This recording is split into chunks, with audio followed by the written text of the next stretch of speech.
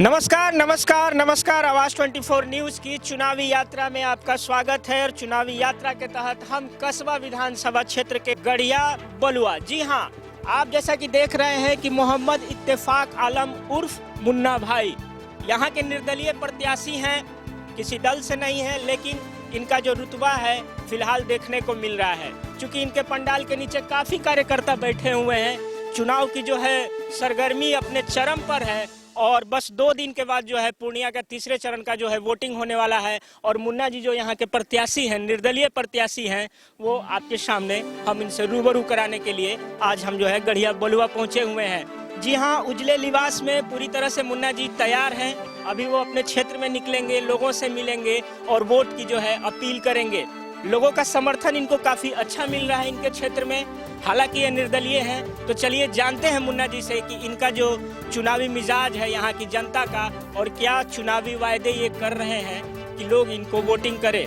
नमस्कार सर, आवाज 24 न्यूज की चुनावी यात्रा में आपका स्वागत है। और काफी जनता भी आपके साथ यहाँ पर अभी खड़ी है। कैसा चल रहा है? कुछ ही दिन रह गए हैं वोटिंग के, किस तरह का मिजाज नजर आ रहा है? मिजाज बहुत अच्छा है, लोगों का मिजाज से ही मिजाज बनता है और हम जीत रहे हैं। बिल्कुल सब साफ क्लियर है।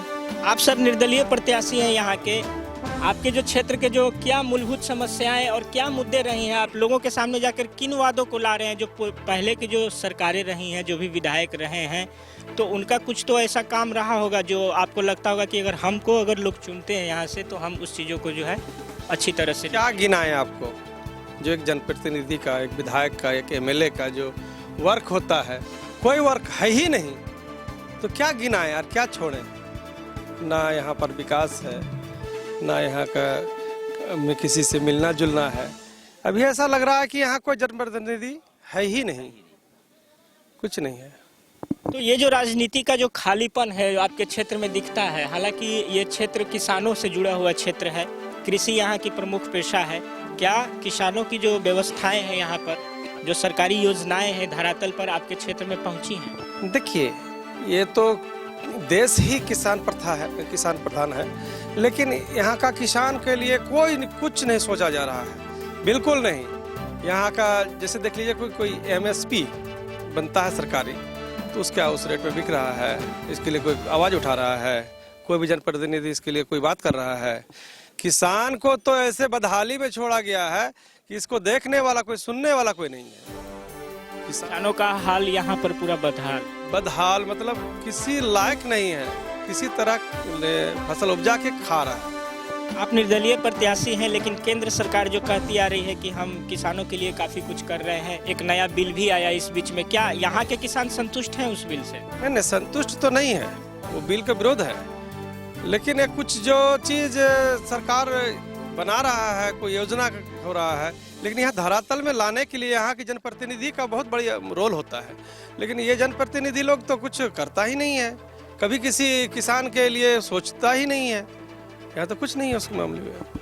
एक आइडियोलॉजी होती है, जो भी आदमी राजनीति करता है, अगर आप निर्दलीय प्रत्याशी हैं तो किसी न किसी दल से तो आपकी आइडियोलॉजी मिलती होगी। आपके हिसाब से अभी जो बिहार में वर्तमान की जो सरकार है, या अभी तेजस्वी यादव का जो धुआंधार जो प्रचार चल रहा है कि सरकार में परिवर्तन होना चाहिए, आपका विचारधारा किस लेवल पर जाकर टिकता है? देखिए, हम लोग महागठबंधन के ही विचारधारा से हम लोग प्रेरित रहते हैं। लेकिन अभी हम लोग पहले चुनाव तो लड़ रहे हैं, जनता जो चुन के आएंगे हम, या जनता जो चुन के लाएंगे हमें, तो जनता से भी बात करेंगे।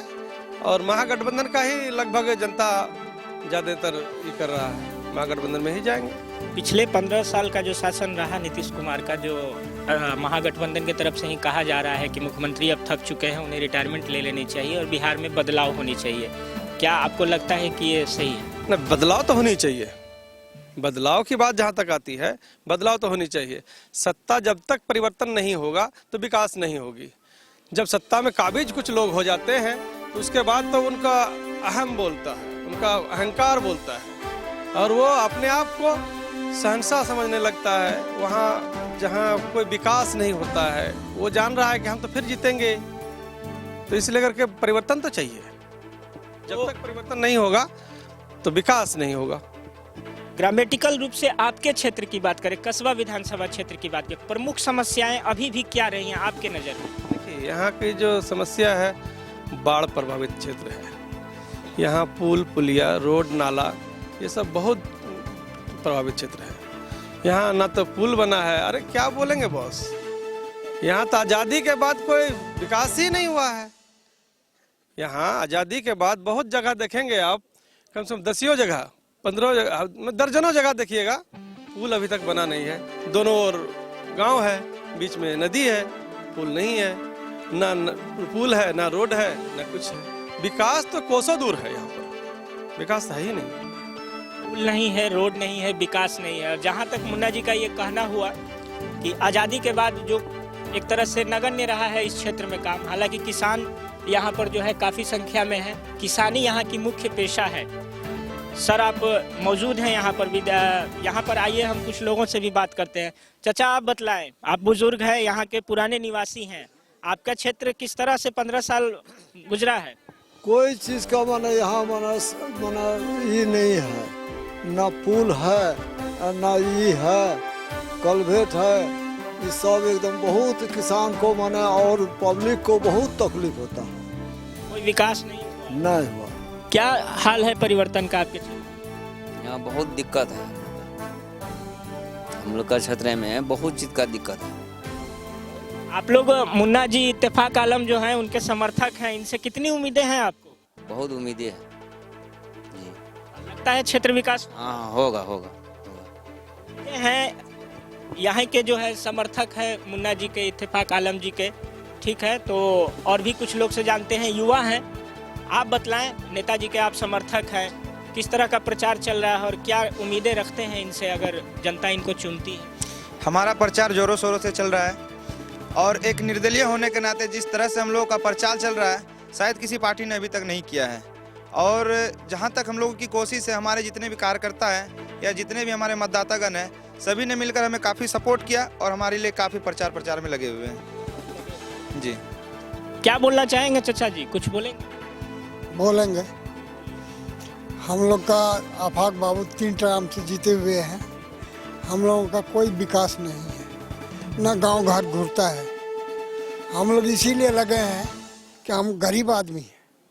जैसे मुन्ना जी आज 15 साल से हम लोग को लड़का लड़की का शादी होता है तो उनसे हम लोग पैसा उसा मांगते हैं, हम लोगों को मदद करता है, जिसमें कि हम लोगों को अनाज भी दिया है। लॉकडाउन में बहुत अनाज दिया, हम लोग गरीब आदमी, उसके अनाज लेकर के हम लोग खाए हैं। और इसी में हम लोग लगल हैं कि ये नेता बढ़िया है, हम इन लोगों को सपोर्ट करें, आगे चल के विकास होगा। तो युवा भी थे, बुजुर्ग भी थे, लोगों का विश्वास, चूंकि पुरानी जो सरकारें रही हैं, यहाँ पर जो भी विधायक रहे हैं उनको लोगों ने आजमाया है, क्षेत्र का विकास इनके हिसाब से बिल्कुल नहीं हुआ है। मुन्ना जी इस बार प्रत्याशी हैं, निर्दलीय प्रत्याशी होते हुए भी लोगों का विश्वास आप जैसा कि देख रहे हैं कि इनके साथ इन क्षेत्र में जो है नजर आ रहा है। मुन्ना जी, एक जो कास्टिज्म का जो फैक्टर है इन सब क्षेत्रों में काफी सुनने को आता है, क्या ऐसा भी लगता है कि वोट का बंटवारा इस तरह से भी कुछ हो रहा है? इस बार कास्टिज्म नहीं है, इस बार युवा चेहरा लाना चाहता है, कर्मठ लाना चाहता है, जो एक डाइनिंग टेबल में उसकी विधानसभा ना चले, इसलिए नया चेहरा लाना चाहता है, एक युवा को लाना चाहता है, जो चेहरा लोग पसंद कर, नया चेहरा पसंद कर रहा है, जो शिक्षा के लिए बात करे, जो स्वास्थ्य के लिए बात करे, उनके मन के लिए बात करे। ऐसा ना करे कि उनका ठेकेदारी में आप देखे होंगे यहाँ पर बहुत सारे रोड हैं, क्योंकि वो तो विधायक हैं, भाई ठेकेदार हैं, पत्नी पीए हैं, भतीजा वर्कर हैं, तो ये डाइनिंग टेबल में चला रहा है विधानसभा को, किसी का ना सुनता है ना किसी को बोलने देता है। कुछ रोड बना भी है तो 6 महीना के लिए बनता है रोड, जाके देख लीजिए 10 नंबर रोड कुछ दिन पहले बना, रोड खत्म, फिनिश हो गया, रोड में कुछ नहीं है, जैसा था 6 महीना पहले वैसा ही है। कितना दिन हुआ रोड बनने से? कुछ भी टाइम नहीं हुआ, 5 साल भी नहीं हुआ, खत्म। भ्रष्टाचार उसमें भी में भरा हुआ लिप्त है। क्या बोलेंगे, पब्लिक खामोश है, पब्लिक क्या कर सकता है, जनता है, जनता जनार्दन कुछ कर। पब्लिक खामोश है, सरकार जो है भ्रष्टाचार में लिप्त है। जैसा कि मुन्ना जी से आपने सुना, वस्तु स्थिति जो इस क्षेत्र की है, इनका यही कहना है कि डाइनिंग टेबल पर होने वाली मीटिंगें जो होती हैं, उनमें जो फैसले किए जाते हैं वो ज़मीनी हकीकत तक नहीं पहुंच पाते हैं। और मुन्ना जी का ये अपील है वोटरों से कि अगर आप हमें मौका देंगे तो ज़रूर उन सारी योजनाओं को इस क्षेत्र, इस कस्बा विधानसभा क्षेत्र के धरातल पर मुन्ना जी जरूर उतारना चाहेंगे। मुन्ना जी आपका बहुत बहुत शुभकामना दे रहे हैं अपने तरफ से कि आप क्षेत्र में अच्छा विकास करें, जनता आपको चुने। अंत में 2 शब्द क्या कहना चाहेंगे अपने जनता के लिए? जनता को तो कहेंगे कि वोट करे, कप प्लेट छाप है मेरा, ज़्यादा से ज़्यादा वोट करे और सब घर से निकल करके पोलिंग बूथ पे जा करके बूथ पे पोल करे, ज़्यादा से ज़्यादा करे। चलिए, मुन्ना जी का अपील है लोगों से कि इन्हें जरूर एक बार मौका दे इस क्षेत्र के विकास में इनका सहयोग करने के लिए।